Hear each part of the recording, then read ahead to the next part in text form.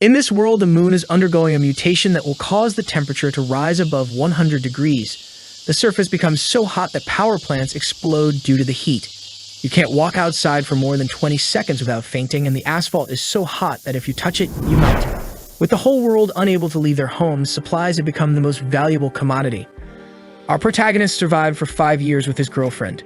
However, as soon as his supplies began to run out, she sent a guy to kill him before everything was depleted. But now, 5 years back in time before it all started, he has the ability to stockpile food and resources. And in this life, he will accumulate 3 billion resources and vows to be the cruelest person to seek revenge on everyone. But at this moment, our protagonist is on the bus where people are discussing how Mount Fuji has experienced an earthquake that killed dozens of people. And now their city is also being evacuated. The girl in the tight pink dress says they had to leave so quickly that she couldn't even buy supplies. The guy beside her says all the supplies from the surrounding cities disappeared mysteriously, and the other guy with shaved hair says the same thing happened at Donman Lake in Chiangsaen City and also at the Dahunan warehouse. The girl is scared, saying all this must be worth billions. It's at this point that our protagonist from behind everyone says it's actually worth trillions. And the disappearance of so many supplies plus all these natural disasters shows that something is going on. It's good to be alert. The girl asks him if it's the end of the world, while the guy in the green shirt says he's excited. He can't wait for people to be treated equally. But our protagonist thinks that inequality will only increase. Even at the end of the world, there wasn't a day when life was equal. After all, he personally experienced it. In his past life, he was just an ordinary delivery guy, until suddenly the apocalypse began and heat waves hit the whole earth. The tectonic plates moved and creatures hidden in the core emerged to the surface. The whole world changed overnight, and in this new world, there was a new order. In a society of extreme scarcity, even simple supplies like instant noodles were worth millions, and a sausage was enough to buy any favor. In that world, everyone gave up on normality, and now, after everything that happened in his life, he was reborn a month before it all started. The girl in the pink dress clings to him and says she's kind of scared. Can he calm her down? But he leaves, saying there are more important things to do, leaving her puzzled. Outside the bus, he wonders. In an apocalypse, what's more important? Obviously, supplies and resources. In his past life, he spent all his time searching for them. But this time, he will prepare in advance. He works at this Walmart, and at the moment, the boss is saying he will have his salary reduced. He says it's okay and apologizes, remembering that in the first apocalypse, when everything started, the boss of this place took all the supplies and fled. So now, as compensation, he will take them for himself. He then opens the warehouse, and the system begins to detect all the nearby supplies and sends them to his spatial space. A huge area with a dimension of over 10,000 meters. With this ability, he has been stealing even water from lakes and taking all the supplies from cities that are going to be destroyed. After all, if instant noodles are worth so much, imagine real food. The best part is that time there is frozen, so it means the food stays perfect no matter how long it stays there. Finally, he will have something to eat. The system shows how many resources were acquired in this activation, and he feels that after taking so much, he's finally prepared. At this moment, 3 guys from work enter the completely empty warehouse and ask what happened. Our protagonist reveals that he took everything, and the boss says he has no idea how he did it, but orders the other 2 to get him. But the moment they approach, he takes a step back and mysteriously disappears into thin air. They stand there puzzled, wondering where he disappeared to, while he reappears outside. This is his second ability, spatial jump. Using his spatial power, he can teleport up to 3 meters away. With this, he can gather supplies much more easily and escape without a fuss. He tosses his uniform in the air, declaring the collection complete. Then he receives a message on his phone from the authorities warning that the Earth is undergoing strange movements and everyone should be cautious because a disaster could happen. But there's no need to panic. Our protagonist finds this curious since nothing has really started yet and they're already saying this. Does it mean they somehow know the future? At that moment, he receives a call from his girlfriend, Jang Seokin. He sighs and answers, and she scolds him, asking how he had the nerve to put their house up for sale. Does he think she'll really stay with him if he sells the house? He needs to be more responsible as a man because even though she doesn't want the house, she's still a woman. And if he wants to prove to her that he's a real man, he should hand over the house to make her feel secure. Su-chen, our protagonist, asks if she has anything else to say. She says, what kind of attitude is this? If he hands over the house, she'll give him another chance.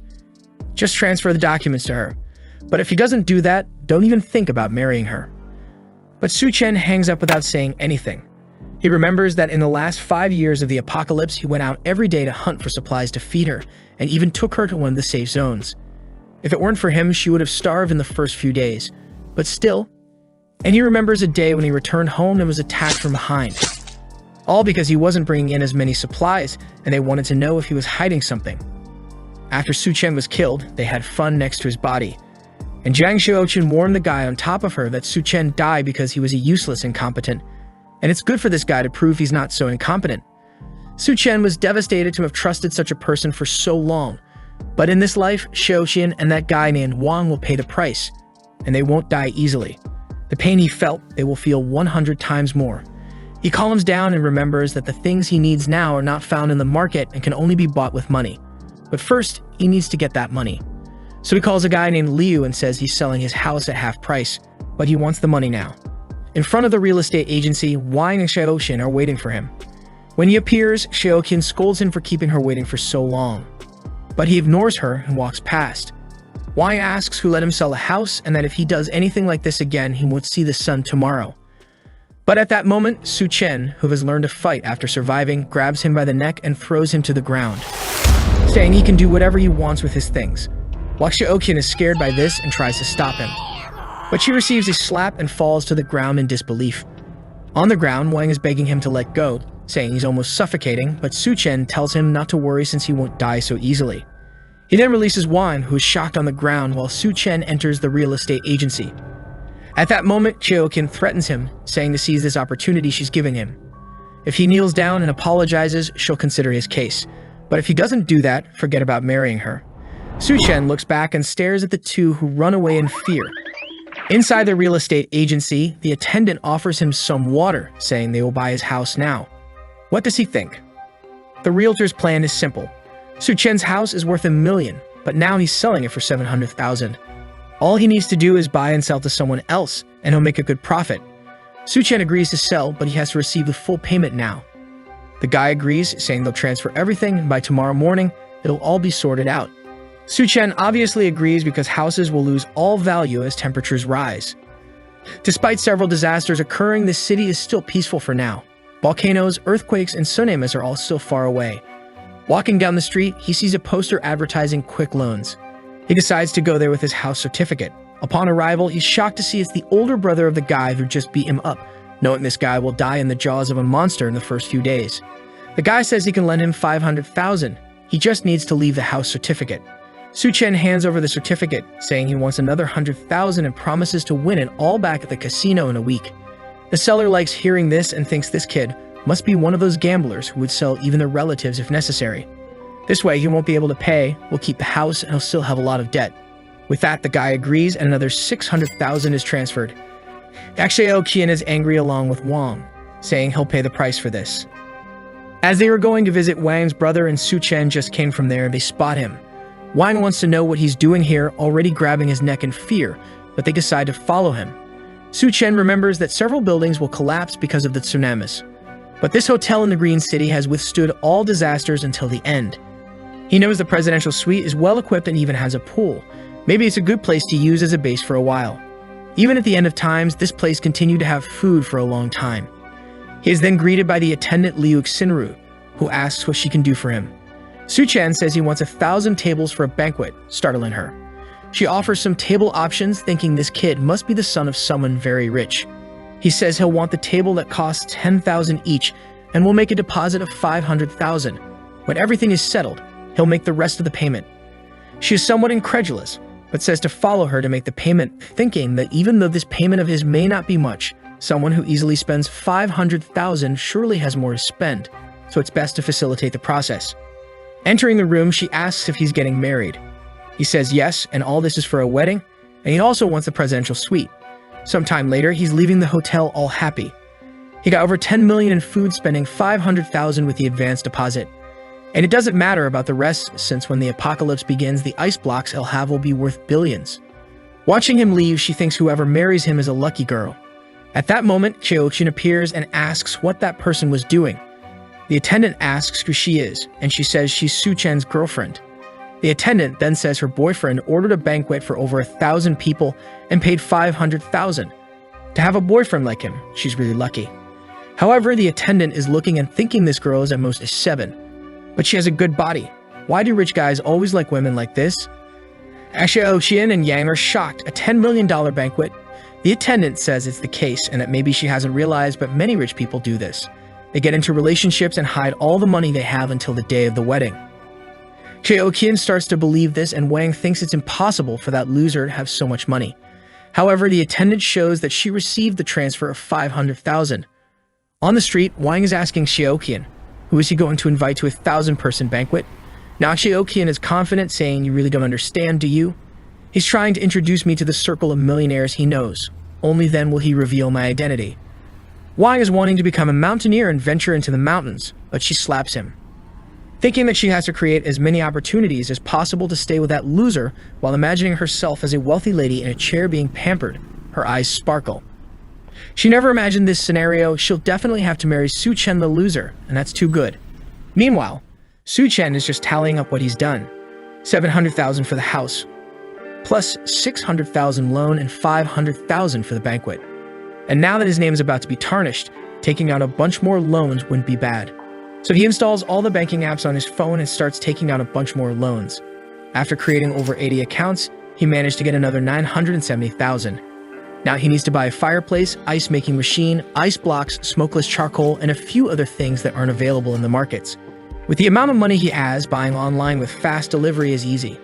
These items are essential for surviving the extreme cold and heat that will occur. He then orders 2,000 tons of smokeless charcoal and also calls an ice factory to make a reservation. As he's walking down the street, a girl calls out to him. She's a friend of Xiaoqian's and says Xiaoqian misses him. However, Su Chen knows this girl isn't up to any good and has always spoken ill of him to everyone.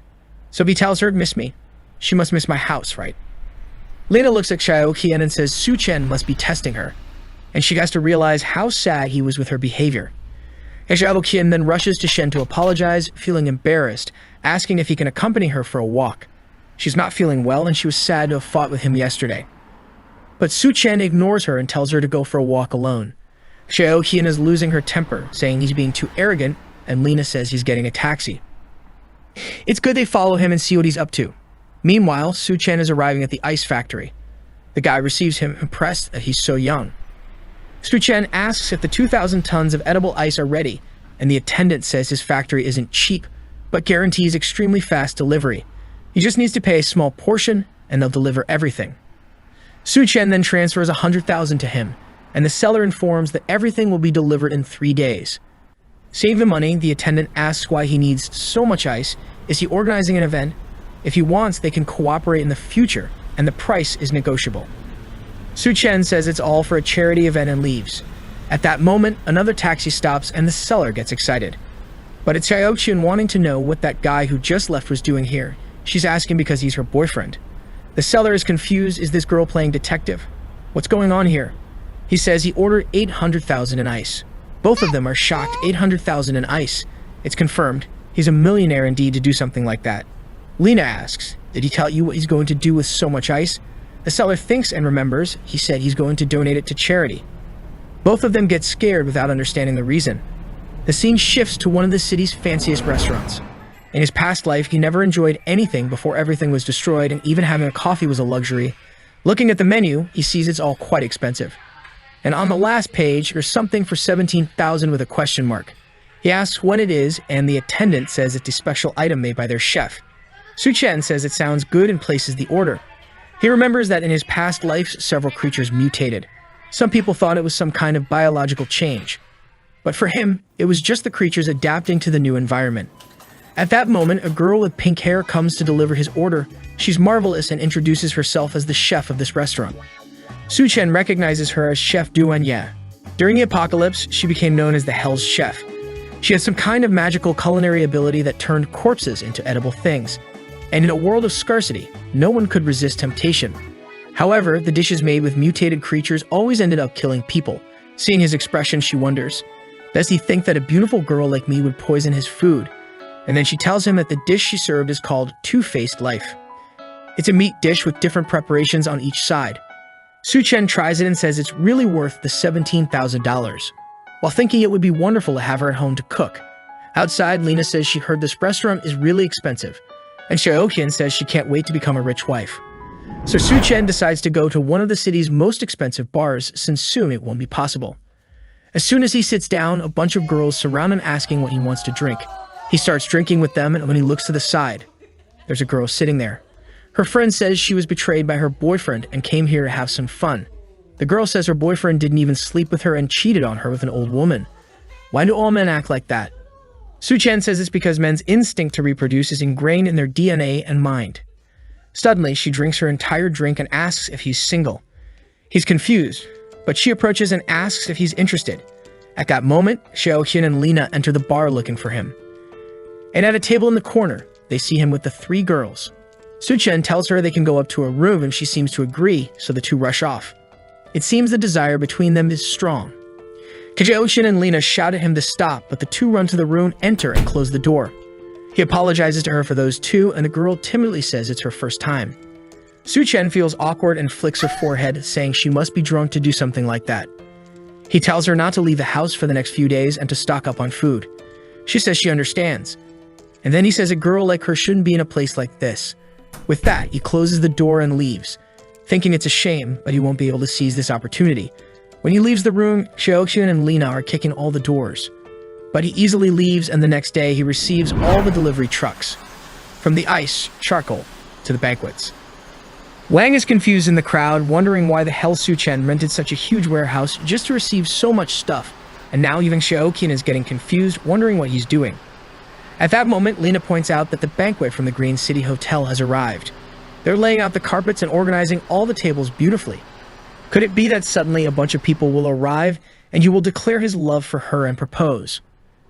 Xiaoqian is now all haughty, saying that even if he proposes, she'll still think about his case. They say they need to see his sincerity and decide to go talk to him. She then goes to Su Chen and asks why he's buying so much stuff.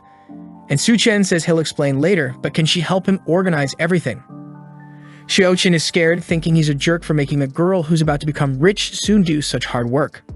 Lina says it must be some kind of test to see if she's qualified to become a rich girl, and at that, Xiaoqian changes her attitude and says she's not that weak type of woman.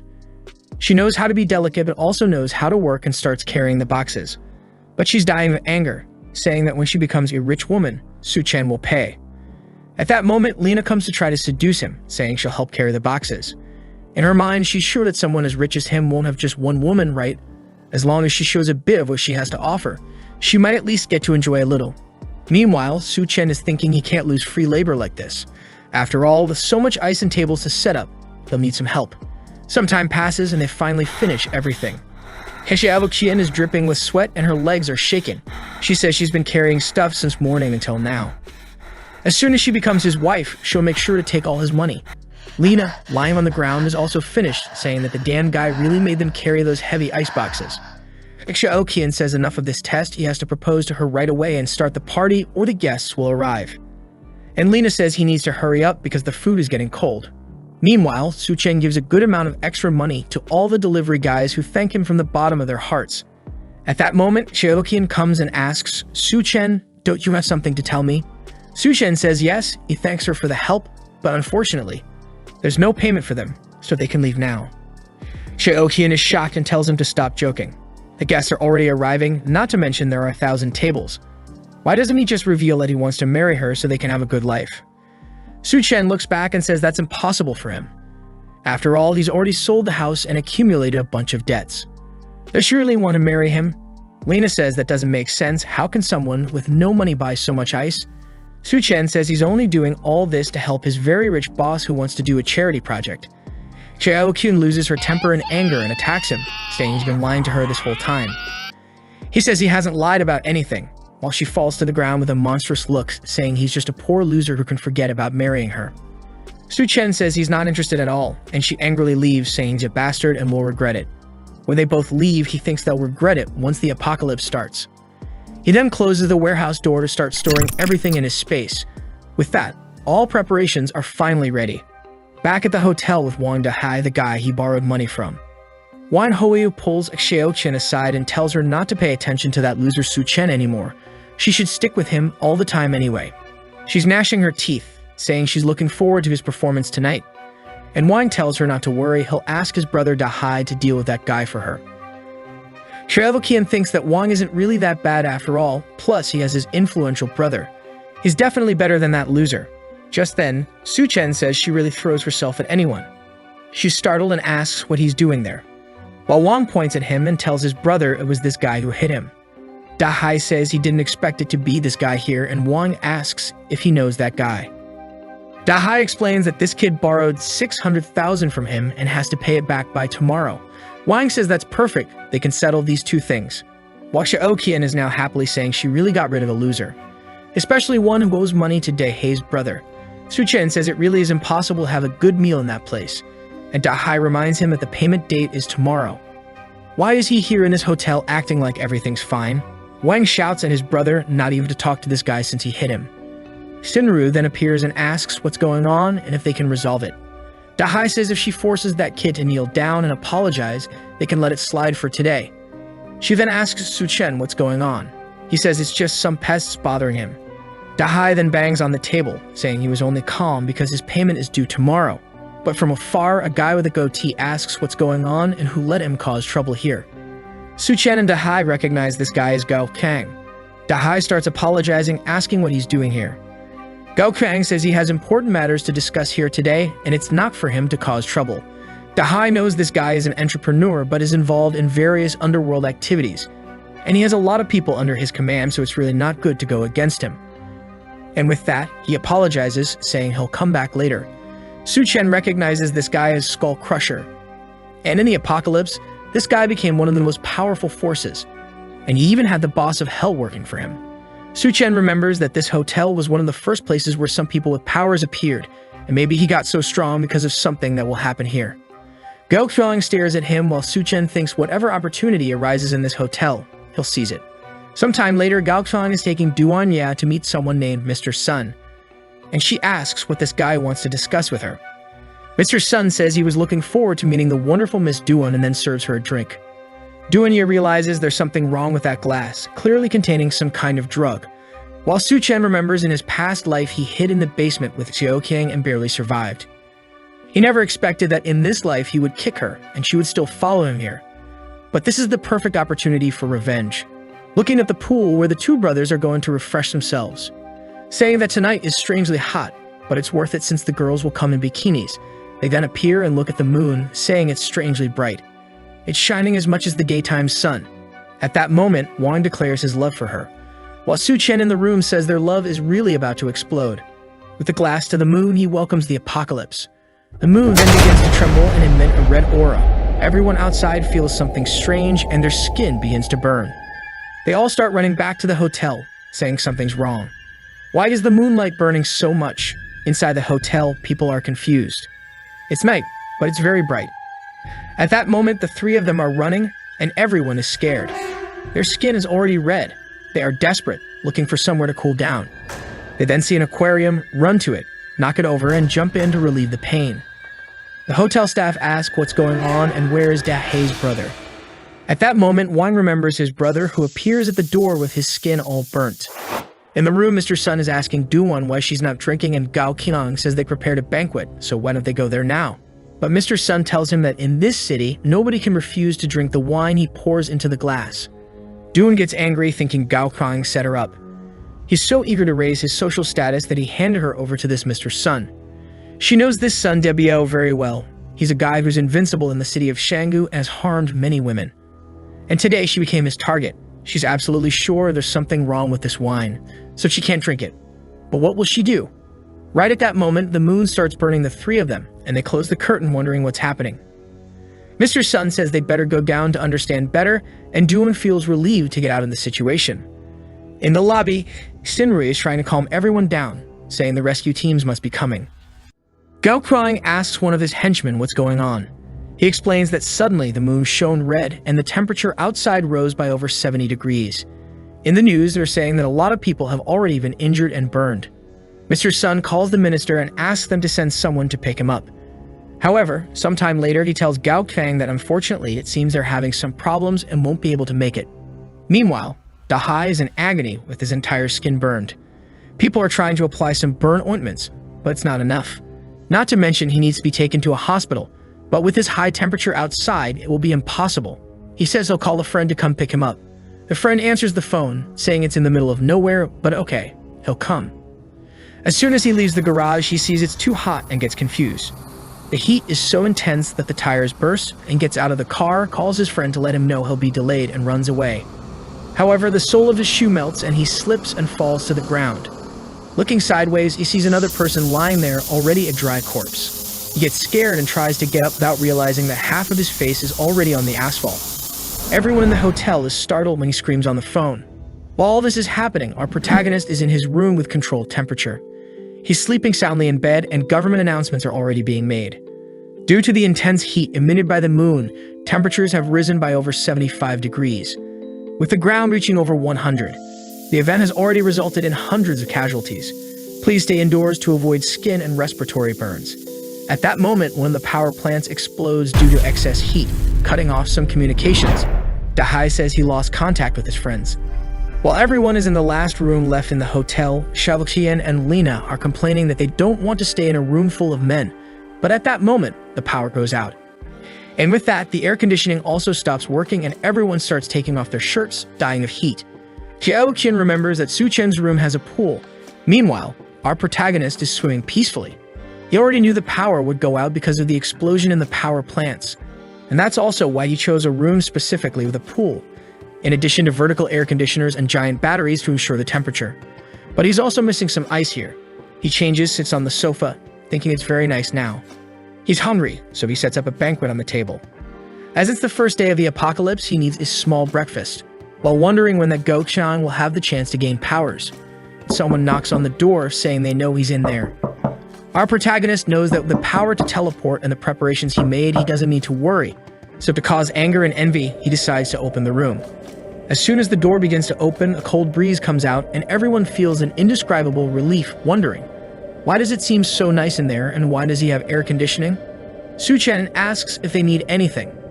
Wang points out to everyone that he has ice, a pool, food, and electricity. Lina and Xiaoqian start shouting at him, asking how he dares to let them burn outside all day while he's living in luxury. He better leave that room now. DEHYDRATED tells him the time to pay back everything he owed has come, so he better hand over that room. But the moment he steps into the room, he takes a shot in the stomach. DEHYDRATED is shocked when he sees the wound, and Su Chen warns that if he takes another step, he'll die. Everyone is trembling now. Does he really have a gun?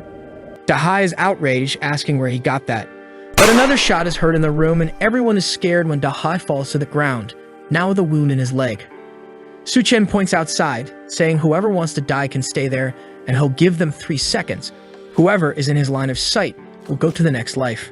Meanwhile, Gao Chang is talking to Xinru, asking how is it possible for such a large hotel not to have any food. She apologizes, saying they recently had a banquet for over 1,000 people, and the ingredients and food were scheduled to arrive today.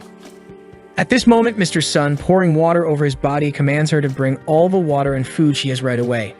Families start to become outraged by the water waste he's causing, and a war breaks out in the lobby. Just then, DEHYDRATED arrives with his injuries and everyone warns that Su Chen shot someone. Seeing the wound, Gao Chang wonders, is there someone with a gun in this place? Seems like there's a tough guy living upstairs. Xiaoqian then informs everyone that Su Chen's room has electricity, air conditioning, and even a pool. People surround her, asking if she's not lying, if she's sure. She affirms they can believe her. He even has an ice cube and plenty of food. So everyone decides to go to his room. Meanwhile, Gao Chang sends one of his henchmen to take a look as well. Once again, he opens the door, asking what they want, and everyone feels the refreshing cool air touching their skin. It seems like paradise in there. The crowd outside pleads for him to be kind and take care of the elderly, stating that since it's a hotel emergency, he should share everything he has with everyone.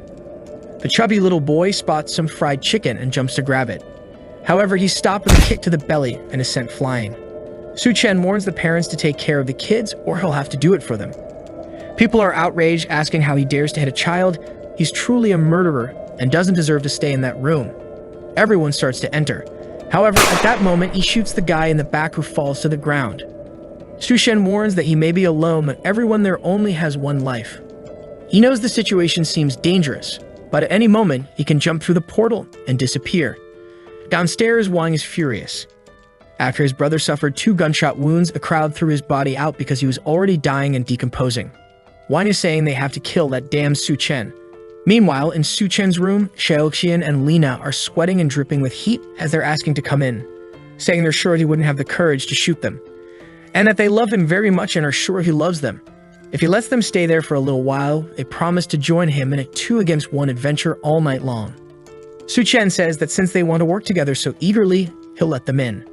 They're all happy and disbelieving, but suddenly, Wang passes between them, hitting them, saying he'll kill him. When he's about to touch Su Chen, he takes a blow to the face, collides with the two, and everyone falls to the ground. Seeing Wang beaten in their arms, they're afraid to enter the room, and Su Chen says, "Just go away from here." They leave, and he says he's just playing for now, but if anyone tries anything, the artillery robot he has installed will sort everything out in seconds. Tanks are seen outside the hotel, and everyone believes it's the rescue team. They leave armed and wearing protective clothing. Upon entering the hotel, they ask if someone named Liu Xingguo is there. The guy introduces himself, and they then tell him to put on the insulation suit and come with them. Everyone asks to be rescued together. However, the soldier assures them to stay calm. The rescue operation will take place tonight at midnight in Silicon Valley Square. The residents celebrate, saying the government really hasn't abandoned them. Meanwhile, Mr. Sun says he'll pay $1 billion if they take him now. However, he's restrained by one of the soldiers who tells him not to interfere with the operation. Mr. Sun tells Gao Kang to do something, but clearly, with so much aimed at him, there's no way. At that moment, Xiaoqian grabs one of the soldiers and says there's a killer living upstairs, and Lina says he's already killed a bunch of people and will soon finish everyone here. They need to save the people in the hotel. A soldier named Xiao Feng then says he'll take a look, and his friend tells him to be careful and not act impulsively. He takes his gun and starts climbing the stairs toward the room. While Xiaoqian is thinking this is the perfect situation. As soon as this guy kills Su Chen, she'll steal that room for herself. Xiao Feng cautiously walks down the hallway, observing every corner until he notices a camera looking at him. Suddenly, Su Chen opens the door and throws a flashbang. Before he could understand what's happening, it explodes in his face, blinding him. A sleeping gas falls at his feet, and when he crouches, Su Chen appears from behind and hits him on the head. Sometime later, he wakes up in the room, not understanding what's happening and why it's so cold. Su Chen tells him, "Your name is Lu Xiaofeng, and you're a captain of the Special Forces. Now that you're awake, let's talk." Xiaofeng looks around at the ice cubes and asks what's going on here, who he is, and where he got those grenades and weapons. Su Chen says he's just a regular guy who just graduated, and he got those weapons on a trip to the Middle East. Su Chen then asks if the government set the rescue points for tomorrow morning, and Xiaofeng is surprised by the fact that he already knows that information. Su Chen realizes it's all going to be the same as in the past life and warns Xiaofeng that even though the temperature is lower at midnight, people can't stand more than 10 minutes outside. The vast majority will die just trying to reach the rescue point. Xiaofeng says they have no choice since many people are starving in their homes who can't stand the heat anymore. Their only chance is to reach the rescue point. And since it's difficult to modify the vehicles, there's no time to rescue everyone indoors. At least if they put some blankets over their heads, maybe they can make it. Su Chen then suddenly puts his hand on his shoulder and points the gun. Xiaofeng asks him to calm down and says all he wants is to at least warn everyone to go with blankets. Su Chen then cuts the rope and says he's free since he respects the fact that he's saving lives. But it's good he doesn't try to come in here again. Xiaofeng asks if he's not afraid he'll come back with other people, but Su Chen shows him there's no need to be afraid. And Xiaofeng recognizes it right away. It's a camera with facial recognition and a built-in automatic machine gun. He wants to know where Su Chen got it, but Su Chen says he already said the Middle East. Now he better leave the room because he doesn't have time to deal with this anymore. Xiaofeng accepts and leaves back to the tank. Mr. Sun gets angry, thinking that not even the damn soldier could deal with the guy. He hits Gao Qian, saying he really can't do anything. Gao Qian's henchmen ask if they really won't do anything and will tolerate this guy. Gao Qian explains that after everyone is rescued, they'll still need the connections. It's dangerous to act now. At that moment, Su Chen appears and says, "In times of chaos, you're still dreaming of restoring order." The henchman gets angry, but Gao Qian tells him to calm down and asks why Su Chen came down. Su Chen then shows a bucket of ice, saying he came here to negotiate. The henchman tells Gao Qian it's good to kill that kid now and take everything he has in the room. But Su Chen points the gun, and the guy gives up the idea. Gao Qian then says they should talk business, and he hands over the edible ice to both of them. When they eat it, they're impressed with how delicious it is. Gao Qian now also wants to kill Su Chen to take everything he has. But first, they'll meet his demands. At that moment, Mr. Sun kicks him in the stomach, saying he's a damn liar for hiding those ice cubes and starts stepping on him, saying if he hides anything else, he'll die. Gao-kun is losing it, and Mr. Sun sees Do-won sitting, saying she's a very modest girl. Everyone is about to die of heat, and she hasn't even had the courage to take off her clothes. But he grabs her arm, saying he's tired of seeing her attitude, and he's in the mood to do certain things, so she better follow him. Do-won slaps him in the face, calling him a bastard. But suddenly, Sun rips her shirt, saying for her disobedience, he'll take advantage first, and then everyone will do what they want. She falls to the ground scared, and he says she's sweating a lot and he's just doing her a favor. Until Gao-qian appears behind him, saying enough of this. Sun turns to say something, but Gao-qian punches him in the neck with a closed hand, breaking it instantly. He falls to the ground dead, and Gao-qian says Su-chen is right. Indeed, this place is already chaos and people like him have to die with it, and then warns that this place is now under his control. Whoever doesn't want to obey will go to the rescue point or die here. Upstairs, Su-chen observes, saying that apparently his words were effective. Gao-qian was already the boss of this place in the past life, so he just sped things up. And with that, the two of them had already been thrown out. Gao-qian then starts drinking the ice Su-chen gave him, while Xiaoqian and Lina beg for a little peace, saying they'll do whatever he wants. He throws it to them, saying it's okay. He'll give them some, but they better obey any demand. His henchman asks if they're not going to the rescue point, and Gao-qian says it's too far. It's not certain they'll survive. The henchman asks why he wants these women if they're running out of resources. Gao-qian says it's all part of a plan to deal with Su-chen.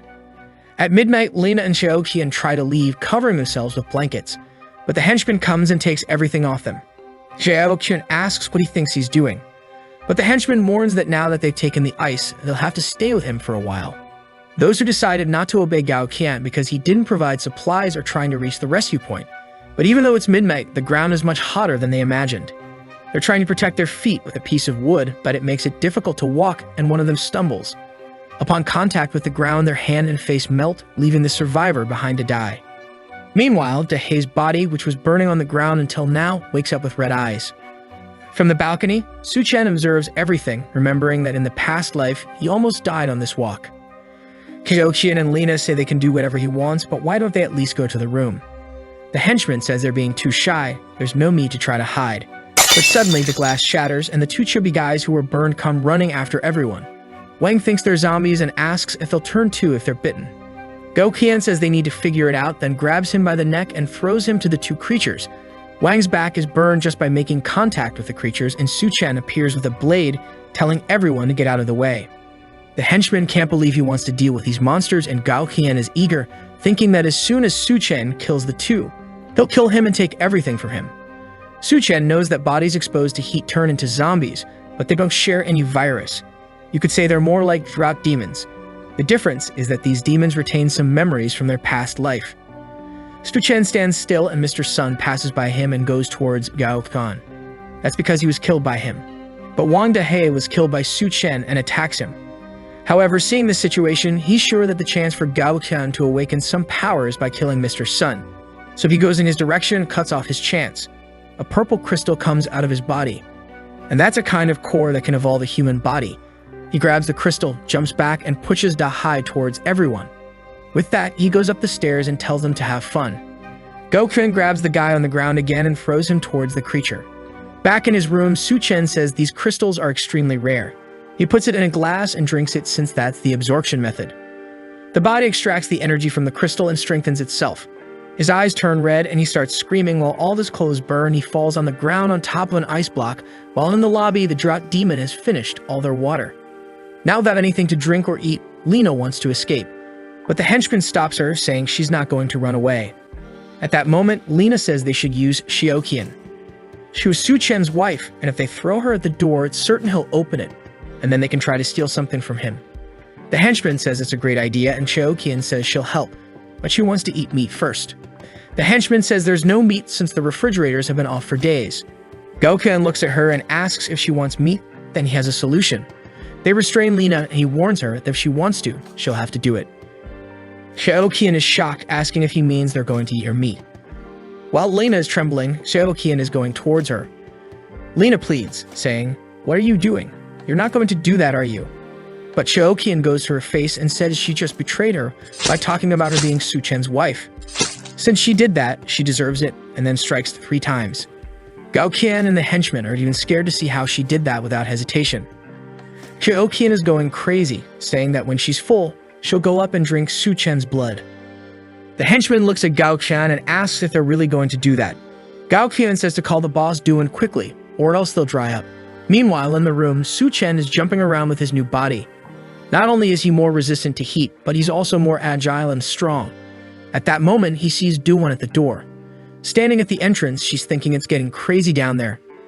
She doesn't have a chance of surviving if she stays there, so she has to try her luck and use what's left of her value to get something here.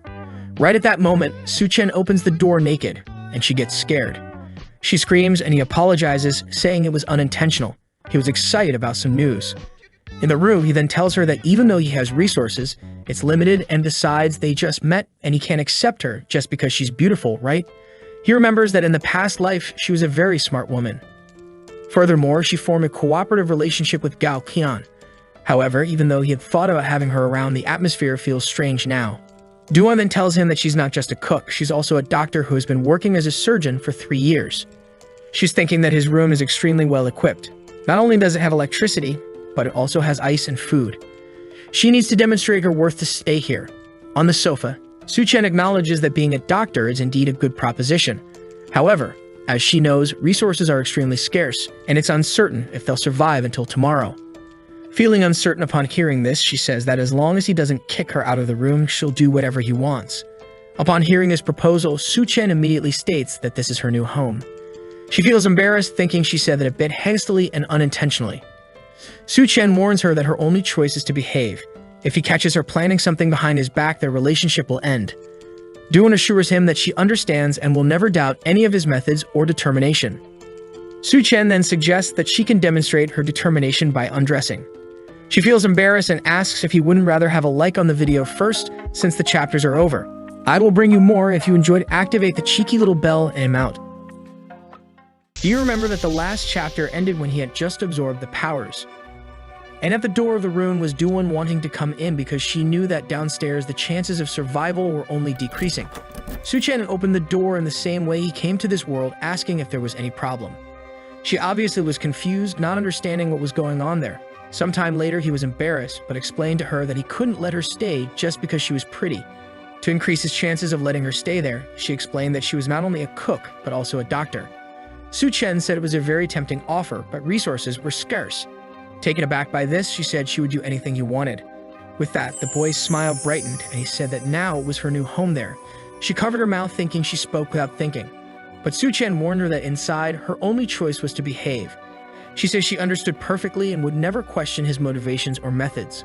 Su Chen then said she could start by removing any piece of cloth covering the outer layer of her epidermis, better known as skin. She was embarrassed, asking if they were going to start now. Taking a shower, she thought that with water, electricity, food, and still not having to worry about the weather, that place was simply heaven for anyone. The only problem was that Su Chen wasn't exactly a saint. He grabbed her by the chin and said he was going to give her something different to eat. After 7 days of starvation, Duan opened her mouth expecting anything she would receive. While she thought she knew very well the direction this was going to take, she was prepared the moment she entered the room. Su Chen was just like us, watching on his phone screen. With a mischievous smile, he said he wasn't doing that just to spy, it was to prevent her from doing improper things. She then came out of the bathroom wearing heels. Heavens above, thank goodness she's a doctor, because I'm sure that some hearts stopped. She even asked Su Chen if it wasn't too short. He told her to turn around and she blushed. And with that, he analyzed it in an extremely meticulous clinical way and concluded that it was perfect. Suddenly, someone was knocking on the door asking for help. It seemed to be Gao Kang holding Xiao Kang, but he had big teeth. Duan said he couldn't open the door since those guys had eaten Lena down there. If they let them in, they might be eaten too. Su Chen asked her if they really had eaten someone. Outside, the 3 guys were restraining Xiao Kang, while Su Chen appeared in the background telling them not to break people's doors. They looked at Su Chen with a bunch of veins on their faces and giant teeth. It seemed like everyone was transforming. What Su Chen didn't know was that there was a guy right next to the door. Suddenly, he attacked with Minecraft blade right in Su Chen's face, but he easily grabbed the arm and managed to immobilize the guy. Gao Chang and his henchmen were halfway transformed and couldn't believe he dodged that. Suddenly, Xiao Chang broke free from them and ran towards Su Chen. She reached out for help, saying he needed to save her, but he grabbed her by the neck and clearly she was also transforming. And Su Chen explained that those who consume human flesh in this new world now transform. So clearly she's no longer human to be saved. Gao Kang said it was the end of the world, so it didn't matter if they were eating someone as long as they could survive. And Xiao Kang, even immobilized, said the meat was delicious and her body was filled with energy. She tried to attack Su Chen, saying she was eager to taste him, but she received a kick and was ejected from the door of the room to the other side. It broke even the window, falling outside the building. But she managed to hold on at the last moment and started climbing, saying that Su Chen wouldn't get away so easily. But that's when she noticed it. She was getting hit by the scorching sun and started to burn. Su Chen was calmly with his hand in his pocket, while the three thugs ran towards him, saying he couldn't be given the chance to pull out a weapon.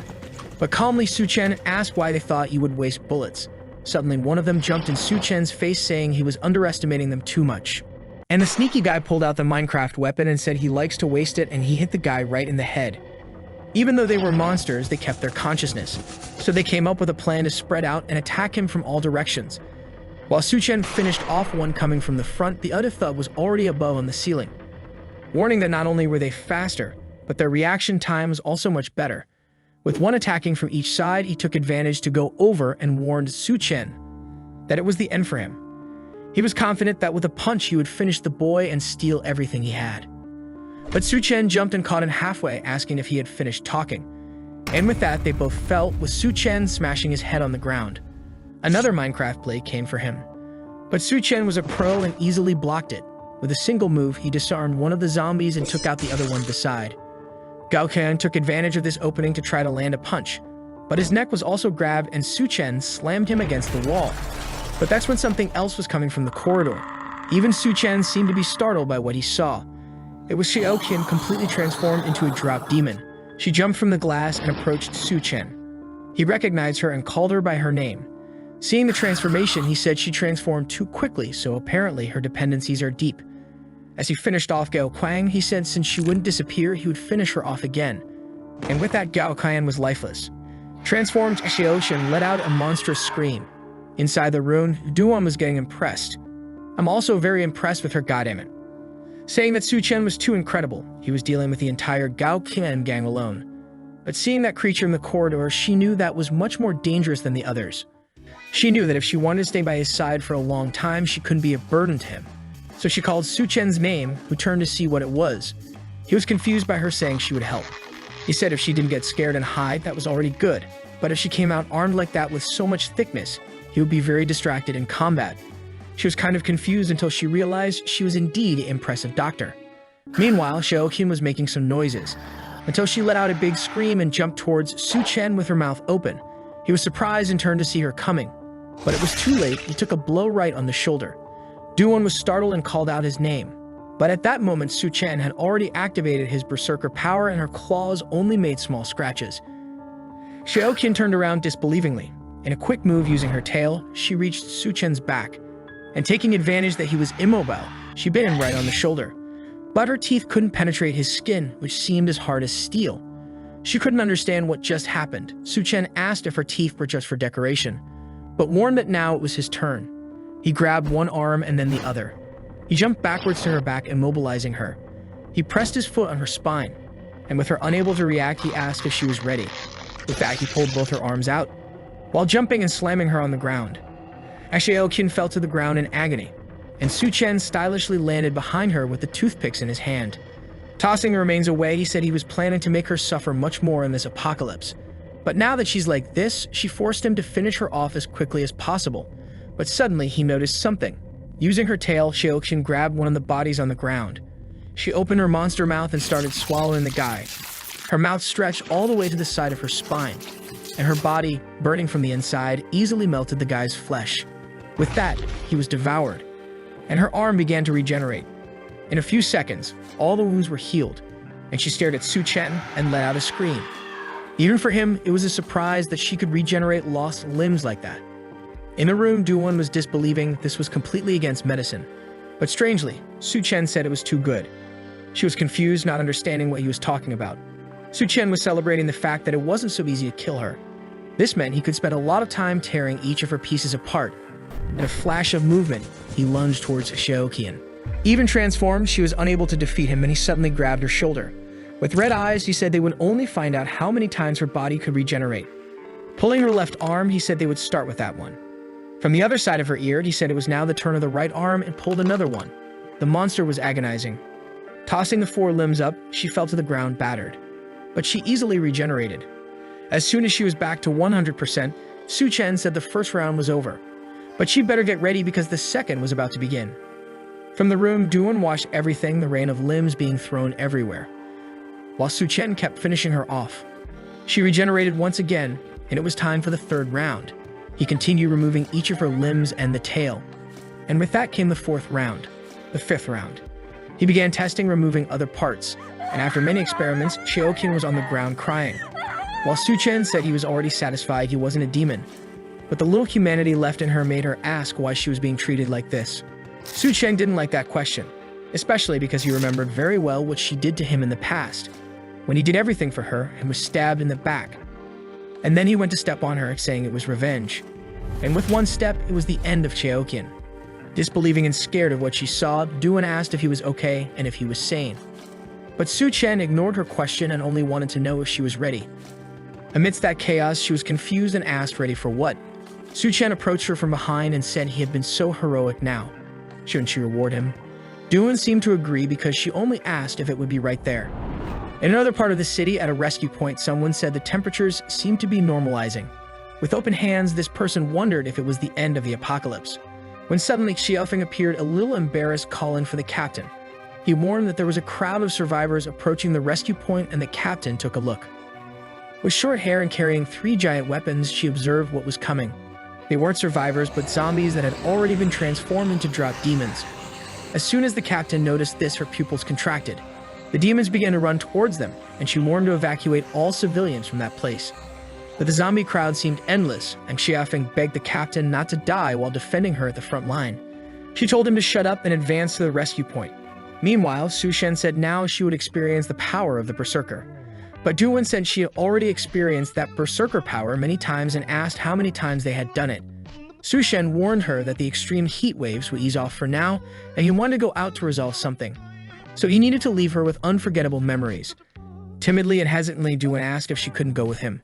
Su-chen seemed to ignore her question and only said that the people around him first needed to meet 2 conditions.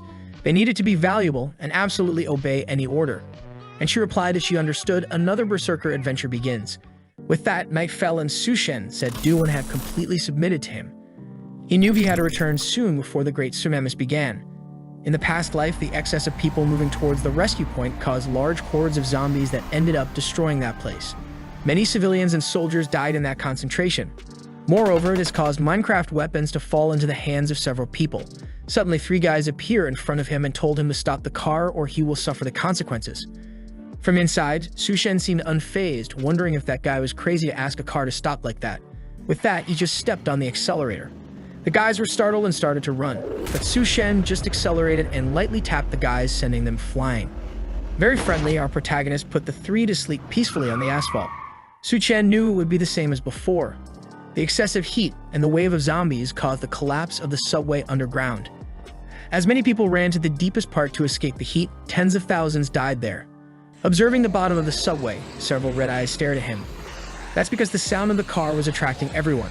Unfortunately, it wasn't worth hunting power crystals since you would have to look into each of their heads. And with so many down there, it would take too much time.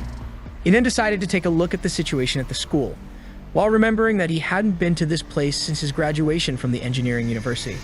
Night had fallen again when Su-chen stored his car in the dimensional space.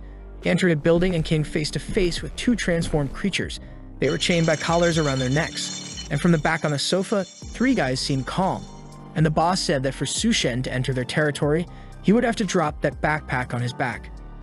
Su-chen took out a chicken leg from the bottom of the backpack, asking if those guys could help him and offering some of the food. They couldn't believe someone had chicken leg at a time like this.